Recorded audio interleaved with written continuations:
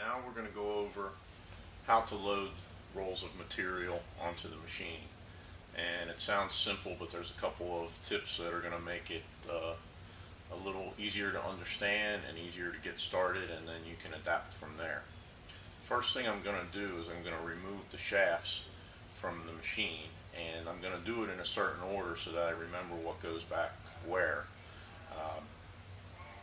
Especially the two shafts on the top. If you get them mixed up, then the machine is not going to function properly.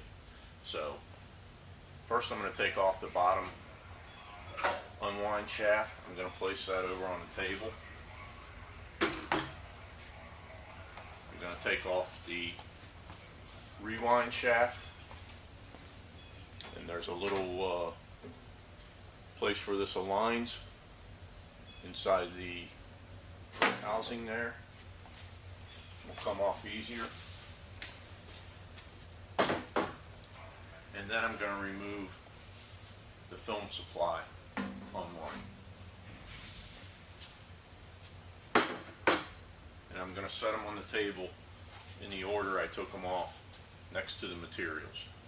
And then I'll show you how to load the material. Okay, now I'm going to show you how to load the materials onto the various supply shafts.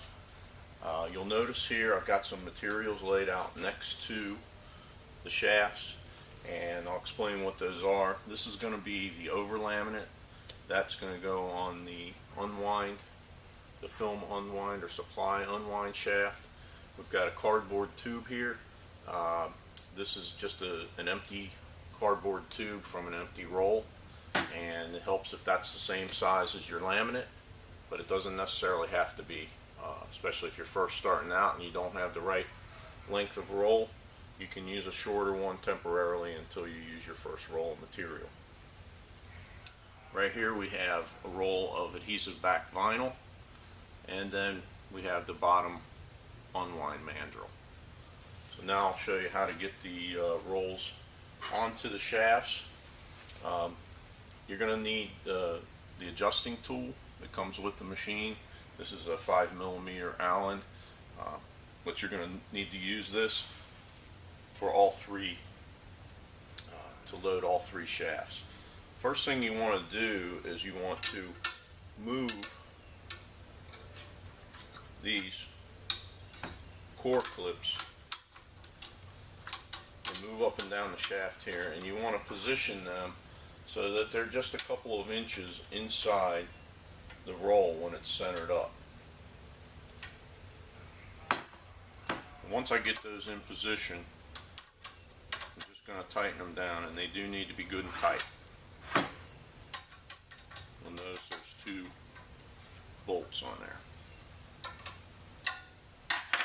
So to get this shaft inside the roll, I'm going to just insert the end, and then as I put it in, I want to twist it.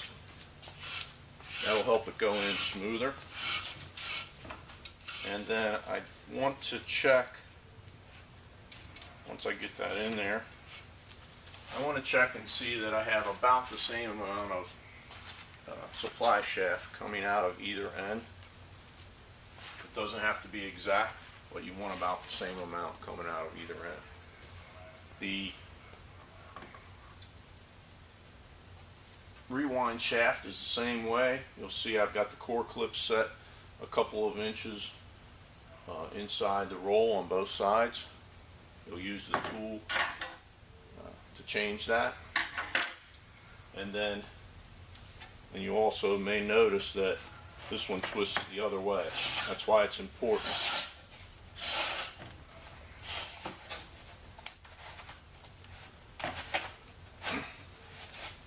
It's important not to get these two shafts mixed up.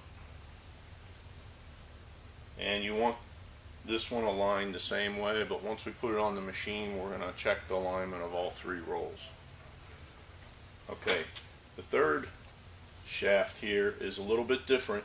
It uses a little bit different type of brake, and it's not always used. This is going to be used when you're feeding materials off of a roll. If you're feeding materials by hand, you won't need to use this shaft. But this one comes off similar. You'll actually remove this brake and brake pad on this end.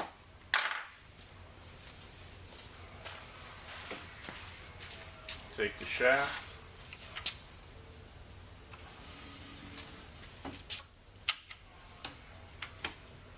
Sit in that end. Come back over. Place this one in. And it is important to release the brake all the way before you put it in.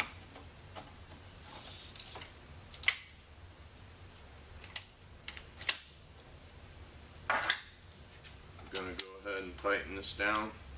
This needs to be very tight because the brake pushes against the shaft, and if it's not tight, it won't work properly. Same thing on this end. I'm going to check and make sure that the brake is all the way released and tightened down this end, and it has to be pretty snug.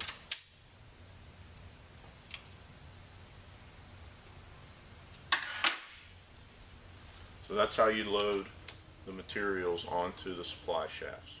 Okay, so now that we've got the materials loaded on the shafts, we're going to replace them back onto the laminator. And these rolls can be quite heavy, especially if they're full, so you may need help.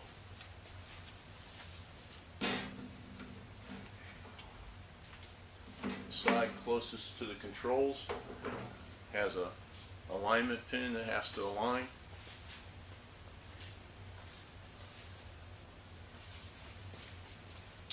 Rewind tube is going to go here. Make sure that they're both in their keepers good. And then this would be our bottom supply roll.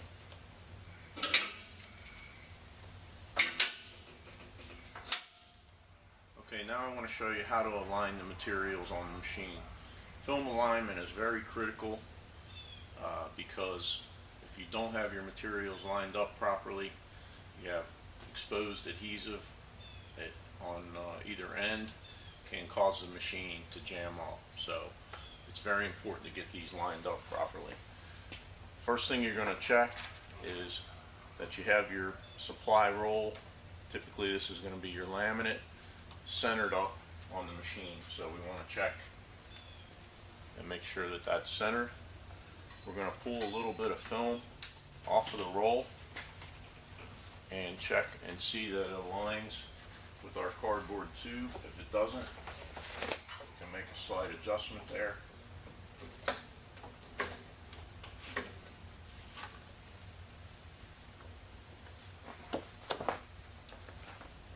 And it's going to be kind of hard to turn. That's now lined up. Now we can unroll a little bit more film off the top and bring it down to the bottom roll here. And we want to check and make sure that our bottom unwind aligns with the top and with the rewind. It does not, so we're going to get the adjusting tool. Going to release both ends.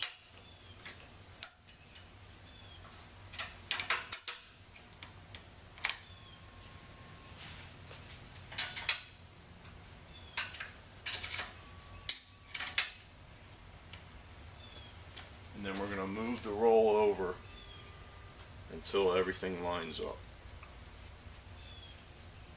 And then retighten the brake assemblies. Again, these need to be very tight so that the brakes will function properly.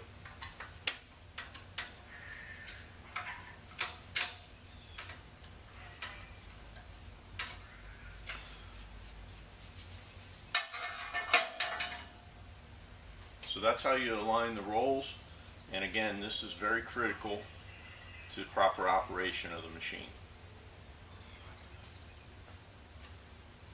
You can also, if you're not going to be running materials off the roll on the bottom, you can mark the position of the top roll on the feed tray.